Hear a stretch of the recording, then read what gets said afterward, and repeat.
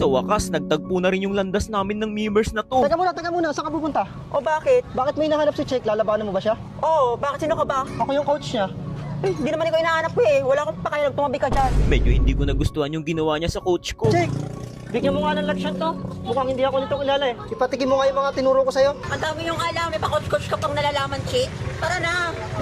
Tara, pupo ka dito, bigyan ka ng leksyon. Guys, kalaban ko ngayon tong memers na to. Tignan natin kung tatagos to. Talagang tatagos ako nung akala mo wala akong bitaw. Sobrang nalugi ako sa kanya nung early game kasi halos ayaw niya ako pakuhanin ng minions. Wala akong ibang magawa kundi mag-tower hug muna. Inoobserbahan ko lang lahat ng kanyang pakana. Pero kahit low HP na ako, pinipilit ko paling i-grill yung mid lane ko. Sa paraang yan, naguguluhan siya kung ano ba ang binabalak kong plano. Akala niya nga mapipitas niya na ako sa puntong to eh. Hindi niya alam, pinapalapit ko lang siya sa torre. Kaya ko naman sana siyang bigyan dun guys, kaso nga lang medyo naaawa pa ako. Ngunit nang makahanap ako ng tamang tempo, hindi na ako nagdalawang isip para pasukin to. Buong akala ko guys, mabubura ko na siya sa mapa, pero kabaliktaran pala. Kita nyo naman yung ulti niya, napakadaya. Ay na ba yung pinagmamalik mo top global Moscow? Walang bitaw? Tamang pasundot-sundot lang muna ako at umaasa sa bato. Napakaswerte niya kasi hindi tumama yung ulti ko. Talagang kabisado niya na yung kanyang hero. Pero hindi ko pa rin masasabing siya ay veterano. Oo, top global siya sa Melissa, pero sa 1v1 hindi niya ako makakaya. Nakipagsabayan na ako sa part na to. Gulat na gulat siya sa sobrang sakit ko.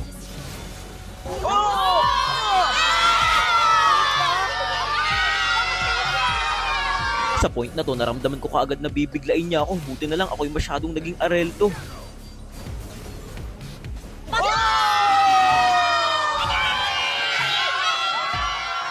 Napakalaking pagkakamali yung ginawa ko dito. Hawak ko na sana ang kalamangan kaso naisip ko pa siyang dikitan.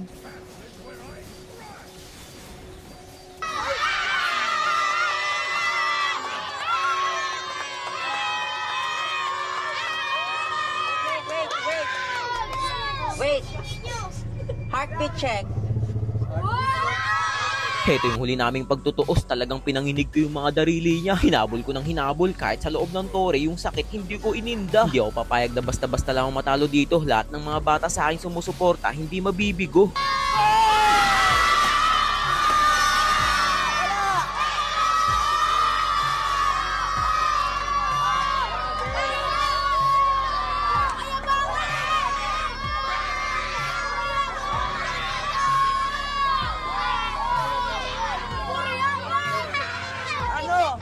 Ano memers? Heartbeat check?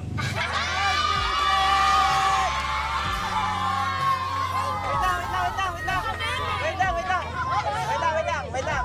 Papakinggan natin yung heartbeat niya. Lakas!